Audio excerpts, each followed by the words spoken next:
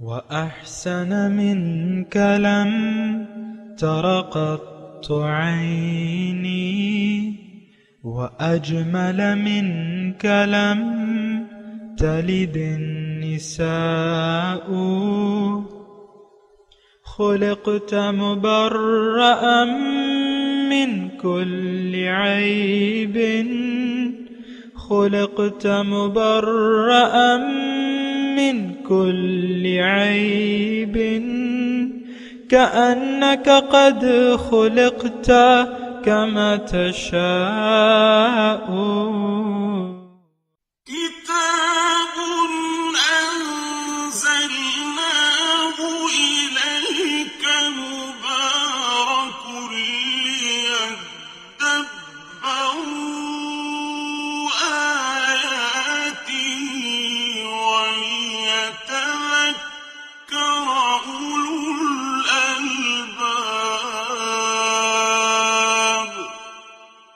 یہ کتاب برکت والی ہے جسے ہم نے آپ کی طرف نازل فرمایا ہے تاکہ دانش مند لوگ اس کی آیتوں میں غور و فکر کریں اور نصیحت حاصل کریں.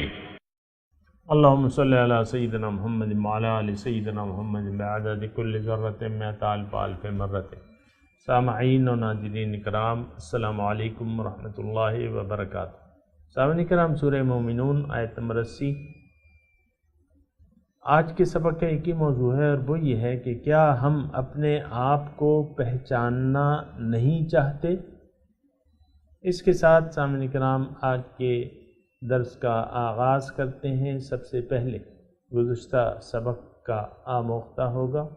وَلَوْ رَحِمْنَاهُمْ وَكَشَفْنَا مَا بِهِمْ مِنْ ضُرٍّ لَلَجُّوا فِي طُغْيَانِهِمْ يَعْمَهُونَ. اور اگر ہم ان پر رحم فرما دیں اور جو تکلیف انہیں لاحق ہے اسے دور کر دیں تو وہ بھٹکتے ہوئے اپنی سرکشی میں مزید پکے ہو جائیں گے. وَلَقَدْ أَخَذْنَاهُمْ بِالْعَذَابِ فَمَا اسْتَكَانُوا لِرَبِّهِمْ وَمَا يَتَضَرَّعُونَ. اور بے شک ہم نے انہیں عذاب میں پکڑ لیا، پھر بھی انہوں نے اپنے رب کے لیے عاجزی اختیار نہ کی اور نہ وہ اس کے حضور گڑ گڑائے. حَتَّى إِذَا فَتَحْنَا عَلَيْهِمْ بَابًا ذَا عَذَابٍ شَدِيدٍ إِذَا هُمْ فِيهِ مُبْلِسُونَ. یہاں تک کہ جب ہم ان پر نہایت سخت عذاب کا دروازہ کھول دیں گے تو اس وقت وہ اس میں انتہائی حیرت سے ساکت و مایوس پڑے رہیں گے. وَهُوَ الَّذِي أَنشَأَ لَكُمُ السَّمْعَ وَالْأَبْصَارَ وَالْأَفْئِدَةَ قَلِيلًا مَا تَشْكُرُونَ. اور وہی ہے جو تمہارے لیے کان اور آنکھیں اور دل و دماغ رفتہ رفتہ وجود میں لایا، مگر تم لوگ بہت ہی کم شکر ادا کرتے ہو. وَهُوَ الَّذِي ذَرَأَكُمْ فِي الْأَرْضِ وَإِلَيْهِ تُحْشَرُونَ. اور وہی ہے جس نے تمہیں روئے زمین پر پیدا کر کے پھیلا دیا اور تم اسی کے حضور جمع کیے جاؤ گے. سامعین کرام، سورہ مومنون آیت نمبر 80 سے آج کا سبق شروع ہو رہا ہے. وَهُوَ الَّذِي، لفظی ترجمہ وَهُوَ الَّذِي، اللہ تعالیٰ وہ ذات ہے، یحیی و یمیت، جو زندہ کرتا ہے اور مارتا ہے. وَلَهُ اخْتِلَافُ اللَّيْلِ وَالنَّهَارِ، اور دن اور رات کا اختلاف، یعنی دن اور رات کا بدلنا جو ہے اسی کے قبضہ قدرت میں ہے. افلا تعقلون، کیا تم عقل سے کام نہیں لیتے؟ سامعین اکرام، توحید کے دلائل بیان کیے جا رہے ہیں اور بات یہ ہے کہ یہ مضامین سمجھنا اور اس کے موافق اپنی زندگی کو سدھارنا یہ اتنا مشکل کام نہیں ہے. تھوڑی سی انسان اگر عقل استعمال کرے تو یہ سمجھ جاتا ہے، یعنی ایک لے مین جسے آپ کہتے ہیں نا، بالکل کچھ نہ جاننے والا انسان اگر تھوڑی سی عقل استعمال کرے، تھوڑی سی، اور تھوڑی سی عقل یہ ہے کہ یہ اپنے ارد گرد پہ نظر ڈالے. ظاہر ہے کہ یہ اوپر آسمان بھی نظر آ رہا ہے جو کائنات ہے فضائے بسیط، اور زمین میں ساری نعمتیں وہ یہ جان لیتا ہے اگر تھوڑا سا سوچے کہ یہ نعمتیں اس کے ارد گرد گھوم رہی ہیں، یعنی اس کے فائدے کے لیے اللہ تعالیٰ نے یہ ساری نعمتیں پیدا کی ہیں اور یہ اس سے فائدہ اٹھا رہا ہے. پھر یہ تھوڑا سا اور غور کرے تو اس سے اسے یہ معلوم ہوتا ہے کہ میرا مقصد تو اس دنیا میں، یہ دنیا تو نہیں ہو سکتی ظاہر، اگر میں اس کو کما لوں اور خوب اچھی طرح کما لوں اور استعمال کر لوں، لیکن آخر کار تو جانا ہے. پھر یہ اس کو یہ بھی معلوم ہوتا ہے تھوڑی سی سوچ و بچار سے کہ انسانوں میں سے بعض انسان یعنی برے کام کر رہے ہیں، بعض اچھے کام کر رہے ہیں،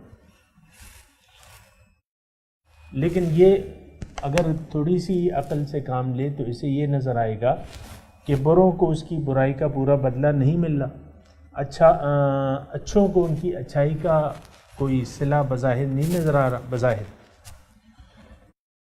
تو یہ مزید تھوڑا سا سوچے تو یہ اس نتیجے پہ پہنچے گا کہ ہمارا خالق و مالک تو ایک ہی ذات ہو سکتی ہے. یہ کائنات ایک نظام کے تحت چل رہی ہے، جیسا کہ آج کی آیت میں ہم نے پڑھا کہ مارنا، اللہ تعالیٰ فرما رہا ہے مارنا اور جلانا میرا کام ہے، رات اور دن کو بدلنا میرا اختیار میں. تو یہ سب کچھ اگر یہ دیکھے گا کہ کائنات ایک منظم طریقے سے چل رہی ہے، مجھے ساری نعمتیں اللہ تعالیٰ دے رہا ہے، کھانا پینا سونا جاگنا، اور میری معیشت کے اسباب بھی اللہ تعالیٰ نے بنا دیے ہیں، تو پھر یہ سوچے گا کہ بھئی یہ اللہ تعالیٰ نے ایسا کیوں کیا ہے. اب اس کے آگے اس کی عقل نہیں کام کرتی.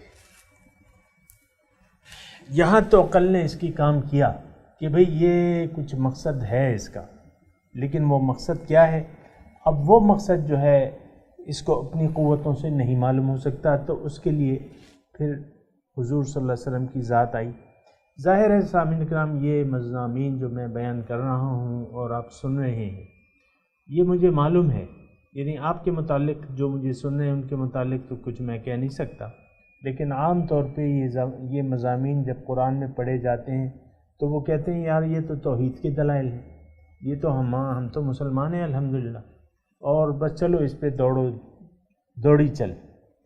وہ فوجی جب مارچ کرتے ہیں نا تو پھر وہ ڈبل مارچ، ایک ہوتا ہے ڈبل مارچ، حوالدار صاحب آواز رکھتے ہیں ڈبل مارچ، تو پھر وہ انگلش کے جو حروف ہیں انہوں نے ترجمہ کر لیا ہے، دائیں پھر لیفٹ رائٹ، اور اسی طرح وہ دائیں پھر بائیں گھوم، اسی طرح. تو یہ دوڑی چل جو ہے وہ ڈبل مارچ کا وہ ہے. تو ہم ایسے مضامین پہ پھر ڈبل مارچ کرتے ہیں، کیونکہ ہم یہ سمجھتے ہیں کہ یہ تو ہمارے لیے ہے نہیں، یہ تو ہمیں معلوم ہے کہ وہی زندہ کرتا ہے، وہی جلاتا ہے، وہی اختیار ہے، ہمیں تو معلوم، تو اس پہ ڈبل مارچ کرو. یہ بہت افسوس سے مجھے کہنا پڑ رہا ہے. اور ایک ذہنیت جو ہمارے ذہن میں راسخ ہو گئی ہے کہ ہم تو پکے مسلمان ہیں، جو مرضی آئے کریں، پکے مسلمان ہیں، آخر کار جنت میں جائیں گے اور دوزخ میں ایک چند ڈبکیاں لگا لیں گے، پھر آخر کار تو ہمارا ٹھکانہ جنت ہی ہے. یہ بہت سے لوگوں کا ذہن میں یہ خناس بیٹھا ہوا ہے، بات ایسی نہیں ہے. سامعین کرام، قرآن شاہد ہے اس بات پہ کہ آخرت کی کامیابی کے لیے ایک مصمم ارادہ کرنا پڑتا ہے، پھر اس کے لیے مناسب کوشش کرنی پڑتی ہے. جیسا کہ اللہ تعالیٰ قرآن میں ارشاد فرماتا ہے کہ من اراد الآخرۃ وسعى لها سعيها فأولئك كان سعيهم مشکورا. جس نے ارادہ کیا آخرت کا، یعنی آخرت کو اپنی ترجیح بنا لیا، آخرت کے لیے جینے لگا، اراد الآخرۃ وسعى لها سعيها، صرف ارادے سے کام نہیں بنے گا. جیسے کہ ہم کہتے ہیں بس زبانی کلمے سے ہمارا کام بن جائے گا، ایسے نہیں. وسعى لها سعيها، اس کے لیے کوشش کی، اس کے مناسب کوشش. اولئک کان سعیہم مشکورا، یہ لوگ جو ہیں ان کی کوشش کی قدردانی کی جائے گی. تو یہ چند غلط فہمیاں جو ہمارے دل میں، ذہن و دماغ میں پڑی ہوئی ہے نا سامعین کرام، تو اس کو ذرا نکالنے کی اور کھرچنے کی ضرورت ہے۔ دیکھیں کوئی کام بھی دنیا میں آپ دیکھیں، کوئی کام مطلب آپ بغیر اسباب کے نہیں کر سکتے، یہ عالم اسباب ہے، اس میں کوئی کام بھی بغیر اسباب کے ظہور پذیر نہیں ہوتا۔ ہر چیز کے لیے ایک سبب ہے، یہ عالم اسباب ہے۔ اللہ تعالیٰ نے بنیادی فاعل اور کرنے والی ذات، کاموں کو انجام دینے والی ذات بنیادی اللہ تعالیٰ کی ہے، لیکن اللہ تعالیٰ بھی یہاں دنیا میں جو بھی کام ہے اس کے لیے اسباب استعمال کرتا ہے۔ مثال کے طور پہ بارش کون برساتا ہے؟ اللہ تعالیٰ کی ذات، لیکن اس کے لیے ایک سسٹم اس نے بنا دیا ہے، مثال کے طور پہ اس کا۔ اسی طرح دانے کون اگاتا ہے؟ اس کے لیے ایک سسٹم ہے کہ بھئی بیج اگر ہے تو اس کو زمین میں ڈالو، اس کو پھر پانی دو، اس کی آبیاری کرو، تو پھر وہ اگائے گا جو کچھ اس میں صلاحیت ہے۔ تو اللہ تعالیٰ تمام نظام، یہ بات نوٹ کر لیں سر، تمام نظام اسباب کے ذریعے چلا رہے ہیں، یہاں تک کہ ہدایت ہے۔ اللہ تعالیٰ خود ہادی ہے، انت الہادی انت الحق لیس الہادی الا ہو، اللہ تعالیٰ ہادی ہے، لیکن اس نے ہدایت کے لیے پھر کتاب اتاری ہے، ہدایت کتاب کو پیغمبر کے ذریعے ہمیں پہنچایا ہے، اور کتاب جو آئی ہے وہ جبرائیل امین کے ذریعے آئی ہے۔ جبرائیل امین وہی لاتے تھے، یعنی یہاں تک اسباب ہیں سامعین کرام۔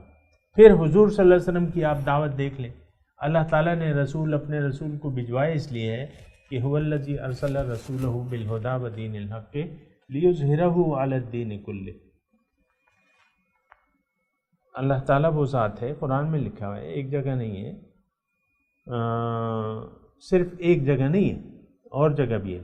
تو کیا کہ اللہ تعالیٰ وہ ذات ہے جس نے اپنے رسول کو ہدایت اور دین حق دے کے بھجوایا تاکہ دیگر ادیان باطل پر غالب کر دے اسے، اگرچہ کافروں کو یہ بات ناگوار ہو، لیکن رسول آئے اس لیے ہیں کہ دین کو دیگر ادیان باطل پر غالب کر دیں، لیکن اس کے لیے اسباب ہیں، دعوت پیش کرتے ہیں۔ آپ دیکھیں مکے کی 13 سالہ زندگی دیکھ لیں، تکالیف، مصیبتوں اور اس سے جد و جہد اور مشقت سے بھری ہوئی ہے سامعین کرام، جہاں کافروں کے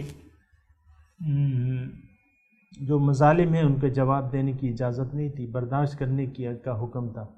تو وہاں یہ 13 سال جو ہے سامعین کرام حضور صلی اللہ علیہ وسلم نے صعوبت اور مشقت میں گزارے تھے، یہ اسباب ہیں۔ پھر حضور صلی اللہ علیہ وسلم نے جنگیں لڑی ہیں، گھر پہ آرام سے نہیں بیٹھے ہوئے، جنگیں لڑی ہیں۔ پھر آخرکار 8ویں سال جو ہے حضور صلی اللہ علیہ وسلم کو اللہ تعالیٰ نے مکے پر غلبہ عطا فرما دیا۔ بات یہ ہے کہ یہ ہمارے ذہن میں ہے کہ ہم بس کلمہ پڑھ لو، باقی سب کچھ خود بخود ہوتا رہے گا، ایسا نہیں ہے سامعین کرام۔ دیکھیں میں آپ کو اگر ایک آسان طریقے سے یہ بات بتاؤں تو وہ یہ ہے، دیکھیں اللہ تعالیٰ نے انسان کو اپنے لیے پیدا کیا ہے، اس میں تو کوئی شک و شبہ نہیں ہے، اللہ کی طرف اللہ کے ہیں اور اللہ کی طرف واپس جائیں گے اللہ سے ملاقات کرنے۔ واللہ یدعو الی دار السلام، اللہ تعالیٰ تمہیں بلاتا ہے دار السلام کی طرف۔ دار السلام کیا ہے؟ جنت ہے۔ جنت میں کیا ہے؟ اللہ تعالیٰ کا قرب ہے، اللہ کا دیدار ہے، اللہ سے ملاقات ہے، وغیرہ وغیرہ۔ تو اللہ تعالیٰ نے انسان کو اپنے لیے پیدا کیا ہے کہ اس کو میں دنیا میں بھجوا رہا ہوں، یہ دنیا میں میرا راستہ مجھ پہ ایمان لائے گا اور میرے راستے پر چلے گا، جیسے کہ ہم نے کل کے سبق میں پڑھا کہ وَإِنَّكَ لَتَدْعُوهُمْ إِلَىٰ صِرَاطٍ مُسْتَقِيمٍ، آپ ان کو سیدھے راستے کی طرف بلانے والے ہیں، لیکن جن کا آخرت پہ ایمان نہیں ہے وہ سیدھے راستے سے ہٹے جاتے ہیں، اس کی ہم نے کل بات کی تھی۔ تو دیکھیں میں صرف یہ بات کہہ رہا ہوں کہ آخرت کی کامیابی کے لیے جد و جہد کرنی ہوتی ہے، محنت کرنی ہوتی ہے، اس کے لیے ایک ارادہ کرنا ہوتا ہے۔ تو اگر ایسا نہ ہو تو پھر اللہ تعالیٰ تو منصف ہے وہ لوگ جنہوں نے محنتیں کی اور وہ لوگ جو محنت نہیں کر رہے، اور انہوں نے اپنا مقصود جن مسلمانوں نے اپنا مقصود و مطلوب ظاہر کو بنا لیا ہے، تو پھر ان دونوں کا انجام ایک سا تو نہیں ہوگا۔ وہ چند ڈبکیاں لے کے پھر آگے وہ مشقت کرنے والے مومن کے ساتھ برابر میں رہنے لگے گا، وہ کہے گا کہ بھئی دیکھو میں آ گیا نا جنت میں۔ ایسا نہیں ہے سامنے کرام۔ دیکھیں قرآن میں بالکل واضح طور پہ ہے، سورہ عصر کو دیکھ لیں ہم، والعصر ان الانسان لفی خسر الا الذین آمنوا وعملوا الصالحات۔ زمانہ نقصان میں جا رہا ہے، صرف وہ لوگ بچ گئے جو ایمان لائے اور عمل صالح کیا، وتواصوا بالحق وتواصوا بالصبر، نیکی کی وہ حق پہ قائم رہنے کی اور حق کے لیے صعوبتیں برداشت کرنے کی، صبر کرنے کی تلقین کرتے رہے، یہ لوگ بچ گئے۔ اب ایمان ہمارا حقیقت میں ہے ہی نہیں سامنے کا۔ اگر آپ مجھے پتھر نہ ماریں تو بات یہ ہے کہ حقیقت میں ہمارا ایمان نہیں ہے۔ یہ جو ہم کلمہ پڑھ رہے ہیں نا، یہ تو جدی پشتی ہمارا ایک طریقہ چلا رہا ہے۔ ہمارے باپ دادا مسلمان تھے، مسلمان کے گھر ہم پیدا ہوئے، انہوں نے بچپنی سے ہمیں سکھا دیا کلمہ پڑھنا، طوطے کی طرح ہم پڑھتے ہیں، اس کے نہ معنی کو سمجھتے ہیں نہ اس کے مفہوم کو جانتے ہیں۔ لا الہ کا تو ایک مطلب ہے سامعین اکرام، ایک مفہوم ہے اس کا، یہ ایمان باللہ سے تعلق رکھتا ہے۔ ہمارا جو ایمان لا الہ کا ہے وہ ہمارا ایمان نہیں ہے سامعین اکرام، یعنی اللہ ہمارا نہ مقصود ہے، نہ محبوب ہے، نہ مطلوب ہے اور نہ معبود ہے۔ یہ بات میں آپ کو کہتا رہتا ہوں۔ تو اگر ایسا ہے تو پھر یہ دیگر اعمال چہ معنی دارت، یا آپ نمازیں پڑھ رہے ہیں، روزے رکھ رہے ہیں، میں یہ نہیں کہہ رہا کہ آپ چھوڑ دیں، یہ ہرگز نہیں، اس کو ادا کرتے رہیں، لیکن اس کے ساتھ اپنے ایمان باللہ کی، اپنے ایمان کی تجدید کر لیں۔ جددوا ایمانکم، حضور صلی اللہ علیہ وسلم فرماتے ہیں کہ اپنے ایمان کی تجدید کر لیا کرو۔ ہمیں ایمان کی تجدید کے مفہوم کا پتہ ہی نہیں۔ ایمان کی تجدید ہوتی ہے، بیعت کی تجدید ہوتی ہے، انسان بھٹکنے کا، انسان نفس رکھتا ہے، اس کے بھٹکنے کا خطرہ موجود رہتا ہے۔ تو یہ نماز کیا ہے؟ یہ ایک یاد دہانی ہے، اس میں ہم اللہ تعالیٰ سے اپنے وعدہ وعید جو ہم نے کیا ہے اس کی یاد دہانی کرتے ہیں، دہراتے ہیں۔ ایاک نعبد و ایاک نستعین اہدنا صراط المستقیم۔ اے اللہ تعالیٰ ہم صرف تیری بندگی کرتے ہیں، تجھی سے مدد مانگتے ہیں، تو ہمیں اپنے سیدھے راستے پر چلا۔ تو اب وہ جو بات میں کہنے والا تھا وہ ابھی میں نے کہی نہیں، اب وہ بات سنیں جو میں آپ سے کہہ رہا ہوں، اور وہ اس مضمون کا خلاصہ ہے جو میں نے کہا۔ میں یہ کہہ رہا ہوں کہ اللہ تعالیٰ نے، دیکھیں ایک عام بات ہے، سیدھی سادی بات ہے، کوئی مشکل نہیں ہے اس کے لیے۔ دیکھیں اللہ، یہ زمین جو ہے، یہ زمین پہ اللہ تعالیٰ نے جو ہمیں پیدا کیا ہے تو اس لیے پیدا کیا ہے کہ اللہ کو مقصود بنا کے ہم اللہ کے قریب ہونے کے لیے یا اللہ تعالیٰ کا دیدار سہنے کے لیے اپنے اندر قوت پیدا کریں۔ یہ میں مجمل مختصر الفاظ میں یہ کہہ رہا ہوں کہ اپنے اندر وہ روحانی قوت پیدا کریں جو اس کے لیے چاہیے۔ اللہ کے دیدار یہ کوئی آسان کام نہیں ہے سامنے کرم۔ اللہ کا دیدار جنہوں نے یہاں اپنے دل کو بینا کر لیا حق سے، تو وہاں بھی وہ ان کی آنکھیں جو ہیں وہ روشن ہوں گی، اندھی نہیں ہوں گی۔ لیکن اگر کوئی اپنے اندر وہ اخلاقی اور روحانی صفات پیدا نہ کر سکا جو دیدار الہی کے لیے مطلوب ہیں، تو پھر وہ آنکھیں وہاں اندھی رہیں گی سامنے کرام۔ قرآن میں یہ مضمون ہے، بالکل صاف ہے۔ اللہ تعالیٰ فرماتا ہے من کان فی ہذہ اعمی فہو فی الآخرۃ اعمی واضل سبیلا۔ جو یہاں اندھا رہا حق سے، یعنی اس نے حق کو نہ دیکھا، نہ اہل حق کو پہچانا۔ اب حق کو دیکھنے سے مراد مطلب یہ ہے کہ آپ یعنی قرآن ہے، حق ہے، اب اس کو آپ سنیں، اس پہ غور کریں۔ پھر جو قرآن کے پہنچانے والے ہیں حضور صلی اللہ علیہ وسلم، اور ان کے بعد جو نائبین رسول ہیں آپ کے اپنے زمانے میں، آپ کے ارد گرد، آپ نے ان کو نہیں پہچانا، نہ قرآن کو پہچانا، نہ رسول کو پہچانا، نہ نائبین رسول کو پہچانا، نہ حق کو پہچانا، نہ اپنے مقصود کو پہچانا، نہ اپنے آپ کو پہچانا۔ تو اب یہ ہے کہ یہ تو سارا اندھے پن کا مظاہرہ یہ لوگ کر رہے ہیں جو ایسا نہیں کر رہے، جو حق کو پہچان نہیں پا رہے، جو اہل حق کو پہچان نہیں پا رہے، جنہوں نے پیغمبر کی ذات کو نہیں پہچانا، جس نے اپنے آپ کو نہیں پہچانا، تو یہ لوگ تو اندھے ہیں۔ تو یعنی یہ اندھے ہیں اور اندھے رہنا چاہتے ہیں۔ یہ بڑے مزے کی بات ہے سامعین کرام، ہم لوگ تو اس پہ یقین نہیں کرتے، کیونکہ یہ باتیں ہمارے جو دلچسپی کے سلسلے ہیں نا، ان سے یہ باتیں خارج ہیں کہ ہم قرآن کو سمجھ لیں، اس کے مفہوم کو سمجھ لیں، نبی کو پہچان لیں اپنے، اور پھر یہاں اپنے ارد گرد جو اہل حق ہیں ان کو پہچان لیں، ان کے ساتھ رابطہ کریں اور ان کے ساتھ گھل مل جائیں، ان کی معیت اختیار کر لیں۔ یہ مضامین ہماری دلچسپی کے نہیں ہیں عام طور پہ۔ ہمیں تو پیسہ کمانا ہے، دنیا کمانی ہے، دنیا کو حاصل کرنا ہے، بہت سے پیسے ہوں، خوبصورت بیوی ہو، خوبصورت شوہر ہو، اچھی اولاد ہو، اور کچھ بیٹے ہوں اور کچھ بیٹیاں ہوں، اور اچھا گھر ہو، اچھی کار ہو، بس یہ ہمارا وہ تمام وہ ہے۔ پھر کاروبار، اور ایک سے دوسرا، دوسرے تیسرا، اور اس کی چین ہم چلاتے رہیں۔ یہ ایک انتہائی غفلت کا ماحول ہے سامعین اکرام جو ہم پہ طاری ہے، اور اس کی یعنی اگر ایسا ہی رہا، یعنی حالت اگر ایسی رہی، تو پھر یہ ہے کہ ہم تو حق سے اندھے رہیں گے، وقت گزرتا رہے گا۔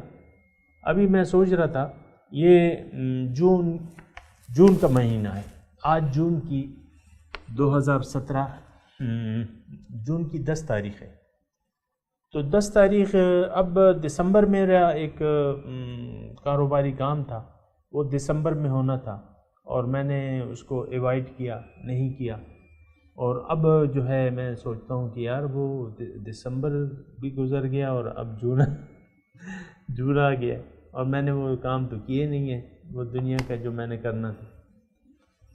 تو میں ویسے ایک برق رفتاری سے ایک یہ وقت گزر رہا ہے۔ آپ دیکھیں، میری پرانی تصویر تو میرے خیال سے کسی نے دیکھی ہوگی، نہیں دیکھی ہوگی، اور ظاہر ہے یہ داڑھی ایسی ہوتی تھی کہ لوگ کہتے تھے اس نے خضاب لگایا ہے، کالا خضاب۔ اب ظاہر ہے کہ ابھی میں 60 سال کا ہوں، جب میں 30 سال کا تھا تو یہ تو بالکل خضاب والی کالی داڑھی تھی ماشاءاللہ۔ تو اب یہ ہے کہ یہ وائٹ ہے الحمدللہ۔ تو اب یہ ہے نا کہ وقت گزر گیا، 30 سال گزر گئے، لیکن اب یہ 30 سال جو میں نے گزارے یہ بڑے اہم سال تھے، اس میں جوانی بھی تھی اور اس میں اب بڑھاپا بھی آ گیا ماشاءاللہ۔ لیکن اب یہ ہے کہ ڈیپینڈ یہ ہے کہ میں نے یہ 30 سال کیسے گزارے، کیوں گزارے، کس لیے گزارے، کیا کرتا رہا میں، کیا مقصود تھا۔ تو عام طور پہ تو یہ نہیں سوچا جاتا سامعین کرام، عام طور پہ یہ بات نہیں سوچی جاتی کہ بھئی ہم کیوں زندہ ہیں۔ بس یہ دنیا کے جھمیلوں میں ہم مصروف رہتے ہیں، اور یہ سوال نہیں ہوتا کہ ہم زندہ کیوں ہیں، ہمیں کس نے پیدا کیا ہے اور کیوں پیدا کیا ہے، ہم نے کیا کرنا ہے، اس کی طرف ہماری توجہ نہیں جاتی۔ تو پھر اس کا نتیجہ کیا ہوگا؟ اس کا نتیجہ یہ ہوگا کہ ہم دنیا میں بھی اگر حق کو ہم نے نہیں پہچانا، اپنے آپ کو نہیں پہچانا، حقیقت کو اپنی نہیں پہچانا، اپنے مقصود حیات کو نہیں پہچانا، اس کا مطلب یہ ہے کہ ہم اندھے ہیں اور اندھے رہنا چاہتے ہیں۔ بہت سے لوگ، مجھے افسوس سے یہ بات کہنی پڑتی ہے کہ بہت سے لوگ حق جاننے کے باوجود اس کو اپنانے کے لیے تیار نہیں ہوتے۔ مجھ سے خود بعض لوگ کہتے ہیں کہ بھئی تم جو باتیں کر رہے ہو یہ تو بڑی خاص باتیں ہیں، لیکن بس ہماری عام لائف ہمیں چھوڑ دو، ہمیں اپنی لائف گزارتے رہیں. جو ہم کر رہے ہیں بس روایتی طور پہ ہم نے کلمہ پڑھ رہا ہے، نمازیں بھی پڑھ رہے ہیں، روزے بھی، بس چھوڑ دو، ہمیں اپنے حال پہ چھوڑ دو، مزید ہمیں کچھ نہ کہو. اور پھر وہ یعنی ان کا ایک ذہن بن گیا یہ کہ حق کو سن کے انہوں نے وہ اپنے آباء و اجداد کے طریقے کو پسند کر لیا کہ بھئی وہ ٹھیک ہے ہمارے آباء و اجداد، بس یہ ایک رسمی دین، ہم رسمی دین ہی چاہتے ہیں، اس کی حقیقت تک نہ ہم پہنچنا چاہتے ہیں نہ وہ حاصل کرنا چاہتے ہیں. بہرحال تو آپ کو وہ بات جو میں کہنے والا تھا وہ میں نے ابھی نہیں کہی ہے، وہ رہ جاتی ہے، لیکن وہ میں انشاءاللہ ابھی کرتا ہوں. اور وہ بات یہ ہے سامنے کرام کہ دیکھیں اللہ تعالیٰ نے ہمیں پیدا کیا ہے اپنے لیے، اور وہ ہمیں اپنی طرف بلا رہا ہے. فَفِرُّوا إِلَى اللَّهِ، دوڑو اللہ تعالیٰ کی طرف. وَإِنَّكَ لَتَهْدِي إِلَى صِرَاطٍ مستقیم، آپ ان کو ہدایت دینے والے ہیں صراط مستقیم کی طرف. صراط اللہ الذی لہ ما فی السماوات والارض، یہ راستہ اس ذات کا ہے جس کے لیے ہے سب کچھ جو آسمانوں میں ہے اور زمینوں میں ہے. یعنی ذات مقصود ہے، اللہ کی ذات مقصود ہے. یہ میں آپ کو کھلے الفاظ میں کہہ رہا ہوں سامنے کا. وَأَنَّ إِلَىٰ رَبِّكَ الرُّجْعَىٰ،